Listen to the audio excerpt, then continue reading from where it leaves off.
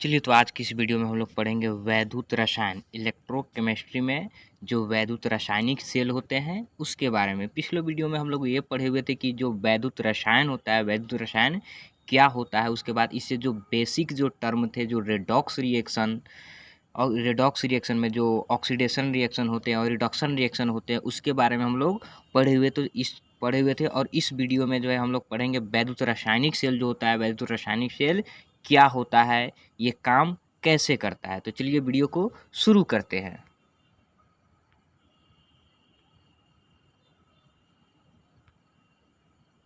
तो चलिए यहाँ पर जो सबसे फर्स्ट में है, हम ये जानेंगे कि सेल क्या होता है।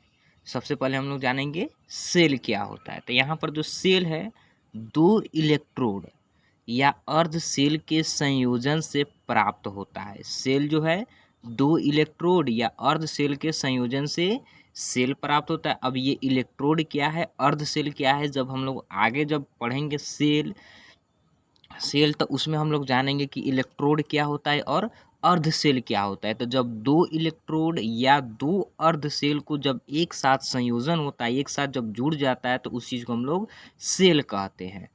यहाँ पर अब जो सेल है, सेल दो प्रकार के होते हैं। हमारे पास जो सेल होते हैं वो सेल दो प्रकार के होते हैं। एक जो होते हैं वैद्युत रासायनिक सेल, जिसको इलेक्ट्रोकेमिकल सेल कहते हैं, और जो दूसरा होता है वो होता है वैद्युत अपघटनी सेल, जिसको इलेक्ट्रोलाइटिक सेल कहते हैं। तो इस वीडियो में हम लोग पढ़ेंगे ये जो वैद्युत रासायनिक सेल है, वैद्युत रासायनिक सेल को इस वीडियो में हम लोग पढ़ेंगे कि वैद्युत रासायनिक सेल क्या होता है। तो चलिए पढ़ते हैं वैद्युत रासायनिक सेल को। तो यहाँ पर देखिए वैद्युत रासायनिक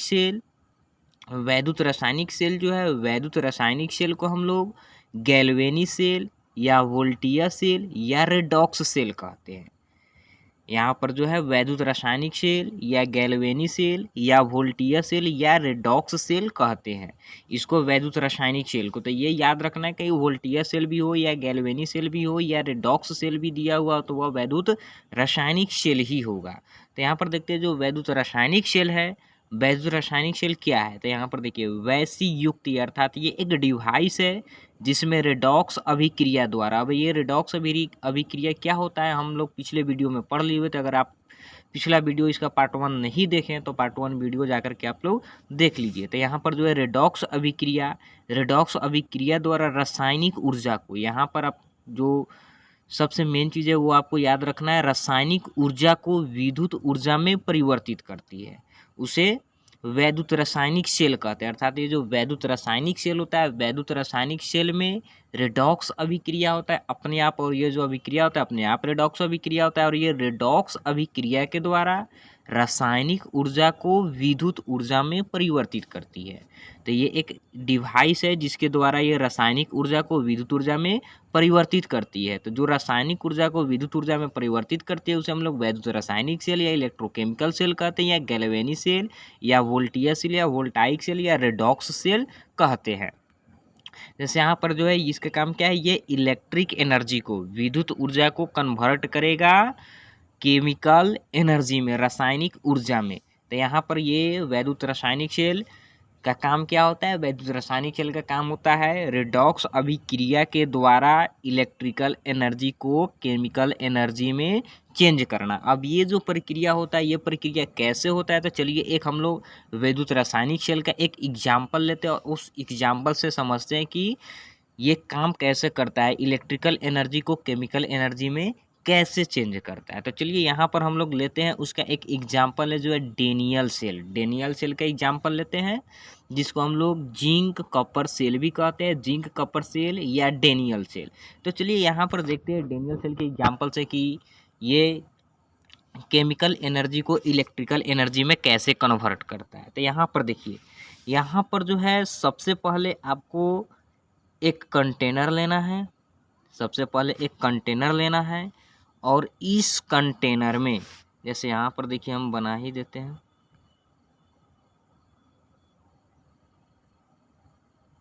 सबसे पहले यहाँ पर आपको एक कंटेनर लेना है और इस कंटेनर में हम डाल देते हैं ZnSO4 ZnSO4 सोल्यूशन डालते हैं। और ZnSO4 का सोल्यूशन है, तो इसमें जो हम लोग रॉड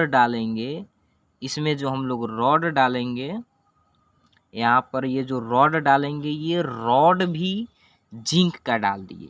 ये जो रॉड है, इस रॉड को हम लोग जिंक का डाल दिए, जिंक का रॉड लगा दिए, अर्थात ZnSO4 के विलयन में Zn का रॉड डाल दिए। इस रॉड को हम लोग इलेक्ट्रोड कहते हैं। फिर एक और यहाँ पे हम लोग कंटेनर लिए, इस कंटेनर में हम लोग CuSO4 का सोल्यूशन लिए, और ये CuSO4 के सोल्यूशन में हम लोग Cu का कॉपर का इलेक्ट्रोड डाल दिए, कॉपर का रॉड डाल दिए। अब ये जो दोनों रॉड है, यहाँ पर Zn और यहाँ पर Cu, ये याद रखना है, जिसका विलियन होगा उसी का रॉड उसमें डालेंगे। जैसे यहाँ पर हम लोग ZnSO4 का सोल्यूशन लिए थे, इसमें जो रॉड होगा Zn का ही रॉड होगा, इन की कॉपर का रॉड होगा, यहाँ पे ध्यान में रखना है। और ये जो दोनों रॉड है, दोनों रॉड को एक बाहरी तार द्वारा, एक बाहरी सर्किट द्वारा, एक वोल्ट मीटर से हम लोग जोड़ देते हैं, ताकि ये पता चले विद्युत धारा किधर से किधर प्रवाहित हो रहा है। इससे हमको पता चल जाए विद्युत धारा का प्रवाह कैसे हो रहा है। तब यहाँ पे इसको हम लोग एक वोल्ट मीटर से जोड़ देते हैं। अब क्या होता है, इसमें स्वतः अपने आप जो होता है, यहाँ पर जो Zn का रॉड है, ये जो Zn का रॉड है, ये Zn2+ में टूटने लगता है, सॉल्यूशन में आने लगता है। ये Zn2+ में टूट करके सॉल्यूशन में आने लगता है। जब Zn2+, जैसे यहाँ पर Zn है, जब Zn2+ में टूटेगा तो ये 2 इलेक्ट्रॉन भी देगा, जब Zn2+ में टूटेगा तो ये 2 इलेक्ट्रॉन देगा, और ये 2 इलेक्ट्रॉन देता है तो Zn2+ कहाँ होगा, टूट करके नीचे आने लगता है सॉल्यूशन में। और इससे जो इलेक्ट्रॉन निकलता है, ये इलेक्ट्रॉन जो है इलेक्ट्रोड के सहारे तार से होते हुए कॉपर के रॉड पर पहुंच जाता है। इलेक्ट्रॉन कॉपर के रॉड पर पहुंच जाता है। अब यहाँ पर कुछ ऐसा होता है, यहाँ पर जो CuSO4 का जो सॉल्यूशन इसमें डाला गया है, तो ये Cu के ऊपर 2+ आयन होता है, जो ये सॉल्यूशन में से निकल करके रॉड पे जाता है, और कॉपर जो यहाँ पे जिंक का जो इलेक्ट्रोड होता है, जिंक का जो इलेक्ट्रॉन होता है, जो कॉपर के पास पहुंचा रहता है, Cu2+ उस इलेक्ट्रॉन को ग्रहण करके रिड्यूस हो जाता है, अवकरण हो जाता है। अर्थात Cu2+ से ये 2 इलेक्ट्रॉन लेता है, और सीधा Cu में चेंज हो जाता है, और कॉपर के रॉड पर बैठ जाता है। बैठ जाता है। अब इस तरीके से अब क्या होता है कि यहाँ से Zn जो है, अब तो इलेक्ट्रॉन तो इधर जा रहा है, तो आप लोग जानते हैं कि जिस दिशा में इलेक्ट्रॉन जाता है उसके विपरीत दिशा में धारा का प्रवाह होने लगता है, तो इस दिशा में इलेक्ट्रॉन जा रहा है, तो इसके विपरीत दिशा में धारा का प्रवाह हो रहा है। अब ये प्रक्रिया लगातार चलती रहती है, मगर यहाँ पर अब इसमें अब तो इलेक्ट्रॉन का तो प्रवाह हो रहा है, और इसके वजह से यहाँ पर अब इसमें एक समस्या आ जाती है। जैसे अब यहाँ पर देखिए, ये जो Zn जो है, Zn2+ कहाँ आ रहा है, सॉल्यूशन में आ रहा है टूट के, और इसके ऊपर इलेक्ट्रॉन आ जा रहा है, अर्थात ये जो इलेक्ट्रोड है माइनस हो जाता है, हमारा माइनस इलेक्ट्रोड हो जाता है। और यहाँ पर इलेक्ट्रॉन, अब यहाँ पर ये जो जाता है इलेक्ट्रॉन इसके ऊपर आता है, तो इसके रिस्पेक्ट में ये हमारा पॉजिटिव इलेक्ट्रोड हो जाएगा। ऐसे तो यहाँ पर जो इलेक्ट्रॉन आता है कॉपर इसे लेकर के, अर्थात ये तो न्यूट्रल हो जाता है, मगर इसके रिस्पेक्ट में देखिए, ये Zn इलेक्ट्रोड के रिस्पेक्ट में तो ये माइनस है, तो ये प्लस हो जाता है, अर्थात ये जो कॉपर का जो इलेक्ट्रोड है वो प्लस हो जाता है, और यहाँ पर Zn का जो इलेक्ट्रोड है माइनस हो जाता है। लेकिन यहाँ पर एक बात याद रखना है, यहाँ पर जो Zn है, Zn इलेक्ट्रोड सॉल्यूशन में टूट के आ रहा है Zn2+ में, तो ऐसा होगा कि पूरे सॉल्यूशन में Zn2+ के आयन हो जाते हैं। अर्थात पहले तो इसमें ZnSO4 का था, अर्थात दोनों का कंसंट्रेशन समान था, दोनों न्यूट्रल था। लेकिन अब ये ZnSO4 में तो अब यहाँ पे Zn2+ के भी आयन आ रहे हैं, Zn2+ के भी आयन आ रहे हैं। अब यहाँ पर जो Zn2+ का आयन क्या हो जाएगा, ज़्यादा हो जाएगा। और ये जो सॉल्यूशन है, ये हमारा सॉल्यूशन पॉजिटिव हो जाएगा, ये सॉल्यूशन पॉजिटिव हो जाएगा। अब पॉजिटिव हो जाएगा तो जो इलेक्ट्रोड से होकर के जा रहा है उस इलेक्ट्रॉन को जाने नहीं देगा, क्योंकि इसमें तो पूरा इसका जो सॉल्यूशन पहले न्यूट्रल था ZnSO4 के साथ। लेकिन जब इसमें Zn2+ टूट के आ रहा है तो यहाँ पे इसका पूरा जो सॉल्यूशन है, पूरा सॉल्यूशन पॉजिटिव चार्ज हो जाता है, जिसके वजह से इलेक्ट्रॉन को जाने नहीं देता है, इलेक्ट्रॉन को रोक लेगा। सेम वही प्रक्रिया इसमें होता है। यहाँ पर CuSO4 है तो CuSO4 में Cu कहाँ जा रहा है, Cu जा रहा है कॉपर के इलेक्ट्रोड के पास रिड्यूस्ड होने, मगर यहाँ पर सिर्फ इसमें बस जा रहा है SO4, जिसके ऊपर 2- आयन होता है, SO4 2- आयन होता है, SO4 2- आयन होता है, जो कहाँ जा रहा है, SO4 2- आयन विलियन में बच रहा है। और कॉपर रॉड के ऊपर जा करके रिड्यूस्ड हो जा रहा है। अर्थात ये पूरे विलियन जो है SO4 2- की वजह से पूरा विलियन क्या हो जा रहा है, निगेटिव चार्ज हो जा रहा है, निगेटिव चार्ज हो जा रहा है। तो ये कॉपर को भी अब इलेक्ट्रोड के ऊपर रिड्यूस्ड होने नहीं देगा, ये कॉपर को भी कॉपर रॉड के ऊपर जाकर के रिड्यूस्ड नहीं होने देगा, जिसके वजह से इसमें धारा का प्रवाह में क्या हो जाएगा, कमी हो जाएगा। इसका जो वोल्ट है, पहले जितना धारा दे रहा था, धारा का मान में अब वोल्ट में कमी आ जाएगा। जिसको दूर करने के लिए, ये समस्या को दूर करने के लिए इसके बीच हम लोग साल्ट ब्रिज का उपयोग करते हैं, यह साल्ट ब्रिज एक यू ट्यूब के आकार का होता है, जिसमें KCl KNO3 NH4OH का संतृप्त विलयन का उपयोग करते हैं, जिसके वजह से ये दो विलयनों के बीच जो डिफ्यूज़न होता है वह डिफ्यूज़न ख़त्म हो जाता है, डिफ्यूज़न विभव जो होता है वह डिफ्यूज़न विभव ख़त्म हो जाता है। तो चलिए अब यहाँ पे इसको हम लोग बढ़िया से देख लेते हैं। जैसे यहाँ पर देखिए ये Zn है, ये यहाँ पर Zn है, Zn में ZnSO4 का इलेक्ट्रोड है। अब ये Zn क्या होता है, इसमें Zn2+ के रूप में आएगा, टूटेगा, और इसमें से जो Zn2+ होगा, यहाँ पर Zn जो होगा Zn2+ इलेक्ट्रॉन में टूटेगा और 2 इलेक्ट्रॉन देगा। तो यहाँ पे हम लोग जानते हैं Zn2+, अर्थात ये इलेक्ट्रॉन को क्या कर रहा है, त्याग कर रहा है। तो ये इलेक्ट्रॉन को त्याग कर रहा है तो इसको हम लोग ऑक्सीडेशन कहेंगे, क्योंकि Zn का ऑक्सीडेशन हो रहा है। हम लोग ऑक्सीडेशन रिएक्शन में पढ़ लिए, जो इलेक्ट्रॉन का त्याग करता है उसको हम लोग ऑक्सीडेशन कहते हैं। तो यहाँ पे Zn क्या कर रहा है, 2 इलेक्ट्रॉन को त्याग रहा है।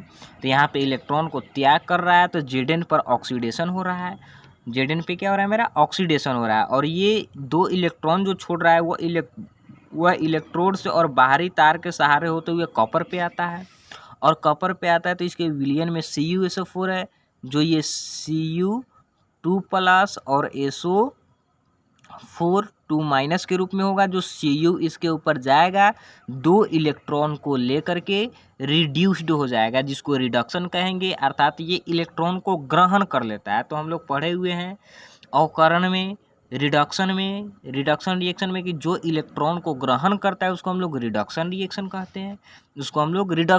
कहते हैं, और ये प्रक्रिया मेरा क्या रहता है, चलते रहता है। और यहाँ पर जो ऑक्सीडेशन है, इसके ऊपर ये इलेक्ट्रोड है, ये माइनस चार्ज हो जाता है, क्योंकि Zn2+ नीचे आता है और इलेक्ट्रॉन पूरा इस पे इलेक्ट्रॉन माइनस होता है, माइनस चार्ज होता है। तो इलेक्ट्रॉन की वजह से ये Zn के ऊपर माइनस चार्ज आ जाता है। तो जिसके ऊपर भी माइनस चार्ज रहता है उसको हम लोग एनोड कहते हैं, तो इसको हम लोग एनोड भी कहते हैं। और इसके ऊपर पॉजिटिव चार्ज आ जाता है, जिसकी वजह से इसको हम लोग कैथोड कहते हैं। ये प्लस इलेक्ट्रोड होता है जिसको हम लोग कैथोड कहते हैं, पॉजिटिव इलेक्ट्रोड कहते हैं। और ये इसके ऊपर रिडक्शन होता है, और इस चीज़ को, इसके बीच जो डिफ्यूज़न विभव होता है उसको ख़त्म करने के लिए यहाँ पे हम लोग साल्ट ब्रिज का उपयोग करते हैं। साल्ट ब्रिज की वजह से ये इलेक्ट्रॉन जो होता है आसानी से मूव करता है, अर्थात इसके बीच जो भी डिफ्यूज़न विभव होता है उस डिफ्यूज़न विभव को ये साल्ट ब्रिज ख़त्म कर देता है। तो अब यहाँ पर देखते हैं कि जो इसका जो क्रिया होता है, साल्ट का जो कार्य होता है, साल्ट का कार्य किस प्रकार से होता है। तो यहाँ पर देखिए, सबसे फर्स्ट में जिंक का ऑक्सीकरण Zn2+ आयन में होता है, अर्थात यहाँ पर जो जिंक है, जिंक का जो ऑक्सीकरण होता है, क्योंकि यहाँ पर जान रहे हैं क्योंकि ये 2 इलेक्ट्रॉन को छोड़ेगा, तो जो 2 इलेक्ट्रॉन को छोड़ता है, जो इलेक्ट्रॉन को त्याग करता है उसको ऑक्सीडेशन कहते हैं। तो यहाँ पे जिंक का ऑक्सीकरण Zn2+ आयन में होता है तथा ये इलेक्ट्रॉन मुक्त करता है, तथा ये क्या करेगा, इलेक्ट्रॉन मुक्त करेगा। जैसे यहाँ पर देखिए Zn सॉलिड से Zn2+ एक्वस रूप में आता है और 2 इलेक्ट्रॉन छोड़ता है, अर्थात यहाँ पे इसका ऑक्सीडेशन हो रहा है। और इस चीज़ को हम लोग एनोड अर्ध सेल या ऋणात्मक अर्ध सेल, यहाँ पे क्या हो रहा है हमारा, ये एनोड वाला है तो इसको हम लोग एनोड अर्ध सेल कह सकते हैं, या ऋणात्मक अर्ध सेल, ये माइनस चार्ज है इसके ऊपर तो इसको हम लोग ऋणात्मक अर्ध सेल भी कह सकते हैं। इसके ऊपर जो है Zn के ऊपर ऑक्सीकरण हो रहा है तो इसको ऑक्सीकरण अर्ध सेल भी कह सकते हैं। ये Zn का रॉड है तो इसे Zn अर्ध सेल भी कह सकते हैं। तो इसे हम लोग 4 प्रकार के नाम से इसको हम लोग परिभाषित करते हैं। तो यहाँ पे एनोड जो है, एनोड को हम लोग, ये जो लगा हुआ है इसको हम लोग अर्धसेल कहते हैं। अब यहाँ से 2 में देखिए, ऑक्सीकरण के दौरान मुक्त इलेक्ट्रॉन बाह्य परिपथ से होकर के कॉपर इलेक्ट्रोड की ओर प्रवाहित होता है। जैसे यहाँ पर Zn द्वारा, यहाँ पर जो 2 इलेक्ट्रॉन है Zn द्वारा ये बाह्य तार से होकर के कॉपर के इलेक्ट्रोड पे पहुँचेगा, कॉपर के इलेक्ट्रोड से पहुँचता है और कॉपर आयन, कॉपर छड़ की ओर जा कर के, ये इसके सॉल्यूशन में जो कॉपर आयन होगा, कॉपर आयन कहाँ जाएगा, इसके इलेक्ट्रोड पे जा कर के, इलेक्ट्रोड को इसके कॉपर के इलेक्ट्रोड पे जा कर के क्या करेगा, इलेक्ट्रॉन को ग्रहण करके अवकृत अर्थात रिड्यूस्ड हो जाएगा, इसका रिडक्शन हो जाता है एवं Cu प्राप्त होता है। और यहाँ पर ये एक तरह से Cu+ आयन जाएगा, इलेक्ट्रॉन को ग्रहण करेगा और Cu में चेंज हो जाएगा, जो कॉपर छड़ पर जमा हो जाता है। जैसे यहाँ पर देखिए नीचे दिया हुआ है Cu2+ एक्वस रूप से 2 इलेक्ट्रॉन लेता है और Cu सॉलिड रूप में चेंज हो जाता है जहाँ पे रिडक्शन होता है। तो यहाँ पर रिडक्शन हो रहा है, तो यहाँ पर देखिए, यहाँ पर इस चीज़ को हम लोग क्या कहते हैं, कैथोड कहते हैं। तो यहाँ पे कैथोड अर्ध सेल कह सकते हैं। और कैथोड कैसा होता है, प्लस होता है, पॉजिटिव होता है, तो इसको धनात्मक अर्ध सेल कहते हैं। और यहाँ पे क्या होता है, रिडक्शन, अपचयन होता है, तो इसे अपचयन अर्ध सेल भी कहेंगे।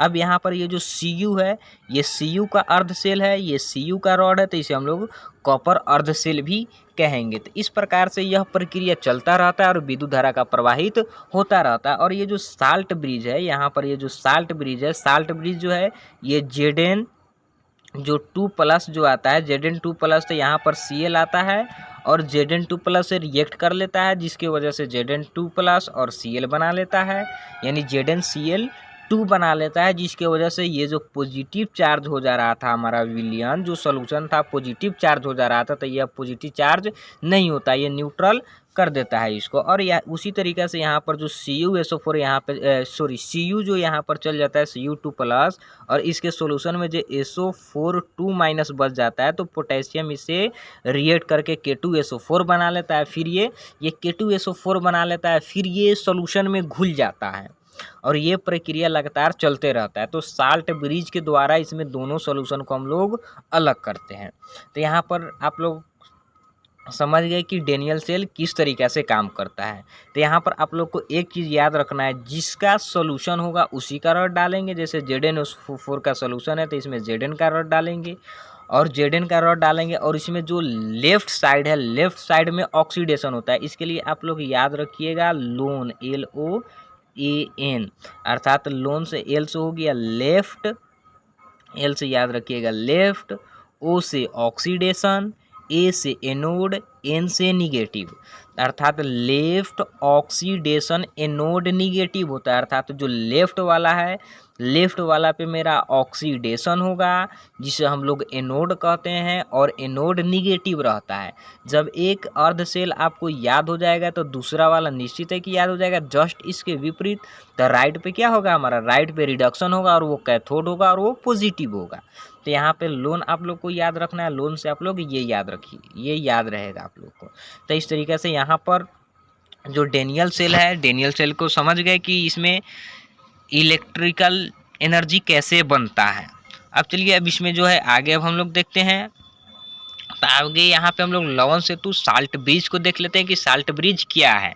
तो यहाँ पर देखिए साल्ट ब्रिज यह एक नली है जिसमें KCl या KNO3 या K2SO4 या NH4NO3 का विद्युत अपघट्य, इसको विद्युत अपघट्य बोलते हैं, विद्युत अपघट्य का संतृप्त विलयन रहता है जिसमें अगर पाउडर या जिलेटिन को मिश्रित कर देते हैं। अगर एक पाउडर होता है जिसको मिला देने से इसका जो एक्वस रूप होता है थोड़ा यानी कि गड्ढा हो जाता है जो मोल्टेन करता है, तो इसका हम लोग क्या करते हैं, उपयोग करते हैं। इसके उपयोग से दो विलयनों के बीच उत्पन्न जो डिफ्यूजन विभव हो जाता है वो खत्म हो जाता है और इलेक्ट्रॉन का प्रवाह होता रहता है। तो अब यहाँ पर देख लेते हैं साल्ट ब्रिज के कार्य भी देख लेते हैं, फंक्शन ऑफ साल्ट ब्रिज। तो साल्ट ब्रिज के यहाँ पर जो महत्वपूर्ण दो कार्य होते हैं, फर्स्ट, यह परिपथ को पूर्ण करके एक अर्धसेल से दूसरे अर्धसेल में विद्युत धारा को प्रवाहित होने देता है।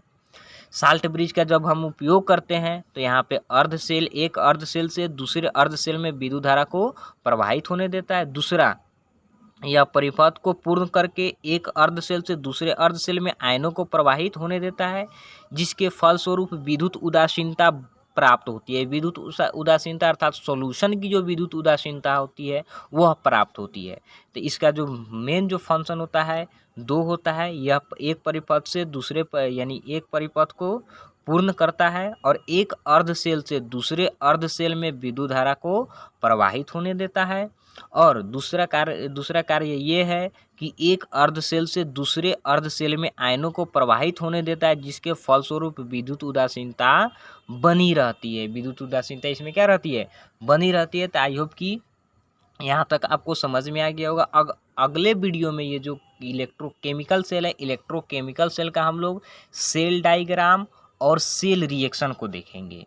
सेल डायग्राम और सेल रिएक्शन को देखेंगे लेकिन इसमें आप लोग को ये चीज़ याद रखना है कि इसमें जो ऑक्सीडेशन होता है वह लेफ्ट साइड में होता है, अर्थात एनोड पे ऑक्सीडेशन होता है और कैथोड पे रिडक्शन होता है।